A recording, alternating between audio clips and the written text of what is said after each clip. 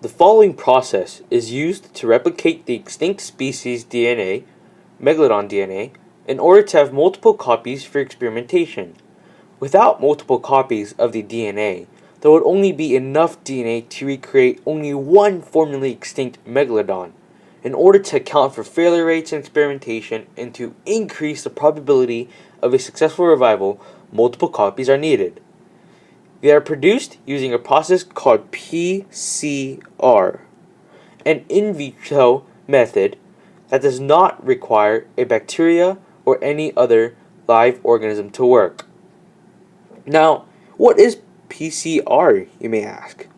Well, PCR stands for Polymerase Chain Reaction, which uses repeated cycles of heating and cooling to make many copies of a specific region of DNA while using a unique heat-resistant polymerase. In this case, the entire segment of DNA will be replicated to produce identical copies of Carcharicles megalodon genes. PCR is a three-step cycle that causes a chain reaction that produces an exponential growth of identical DNA molecules. These three steps are called denaturation, annealing, and elongation. In the next few slides, I will explain these steps. The first step is denaturation.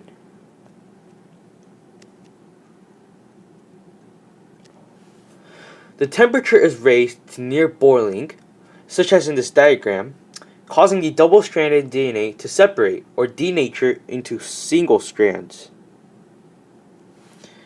And that is denaturation. The second step is annealing. The temperature is decreased to temperatures nearing 55 degrees Celsius, as shown in this diagram, and short DNA sequences, known as primers, bind or anneal to complementary matches on the targeted DNA sequences. The primers bracket the target sequence to be copied. And those are the primers that I've just circled. The third and final step is elongation.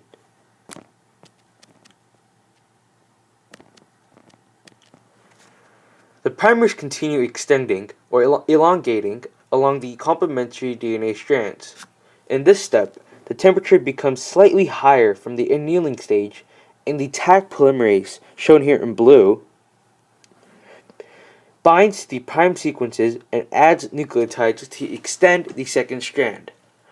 The key to the automation of PCR is this Taq polymerase, an unusual heat-stable DNA polymerase that can withstand the heat at the start of each cycle.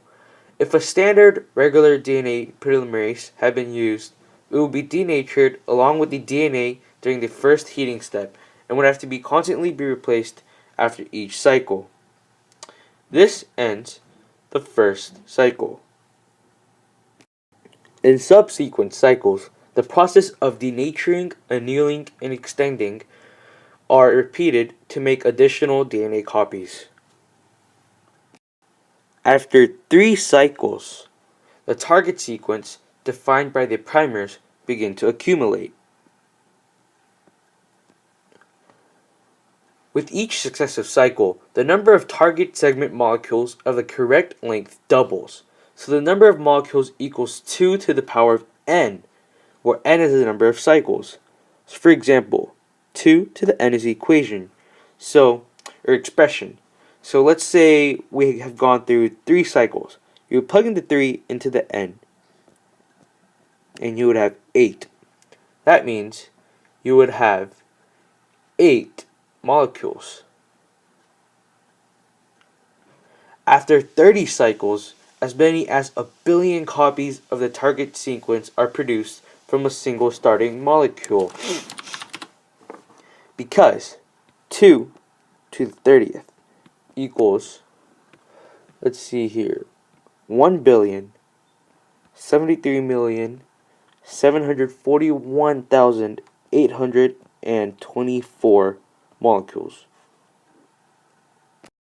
Now that plentiful copies of the extinct Carcharicles megalodon DNA have been created through the PCR process of replication, the DNA is ready for the next step in reviving the extinct species, nuclear transfer.